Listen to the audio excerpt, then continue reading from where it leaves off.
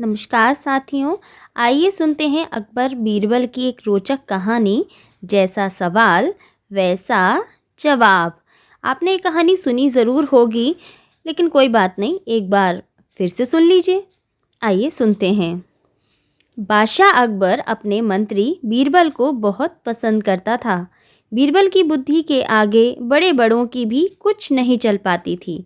इसी कारण कुछ दरबारी बीरबल से जलते थे। वे बीरबल को मुसीबत में फंसाने के तरीके सोचते रहते थे। अकबर के एक खास दरबारी ख्वाजा सराह को अपनी बुद्धि और विद्या पर बहुत अभिमान था।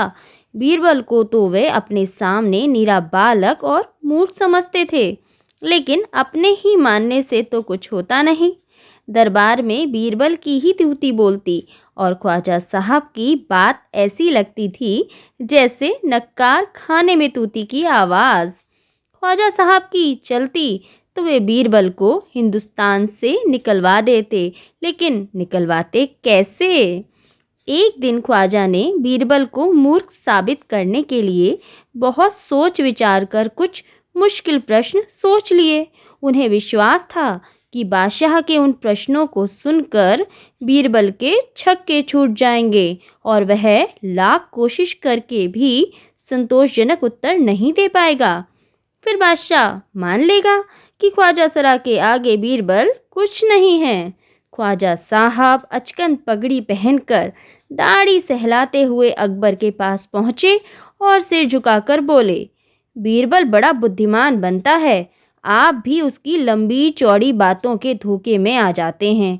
मैं चाहता हूँ कि आप मेरे 3 सवालों के जवाब पूछकर उसके दिमाग की गहराई नाप लें। उस नकली अक्ल बहादुर की कलई खुल जाएगी।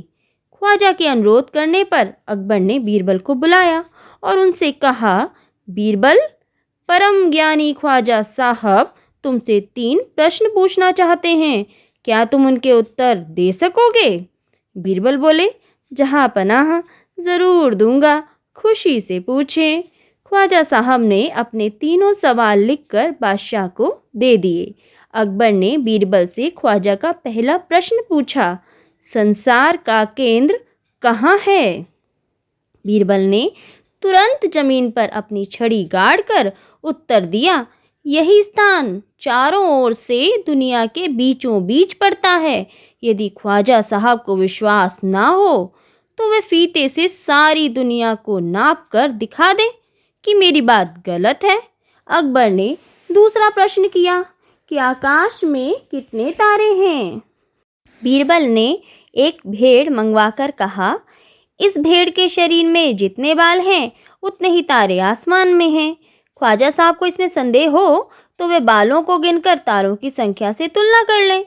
अब अकबर ने तीसरा सवाल किया, संसार की आबादी कितनी है?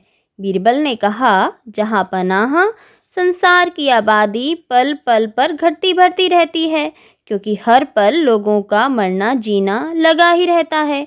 इसलिए यदि सभी लोगों को एक जगह इकट्ठा किया जाए तभी उनको गिनकर ठीक ठीक संख्या बताई जा सकती है।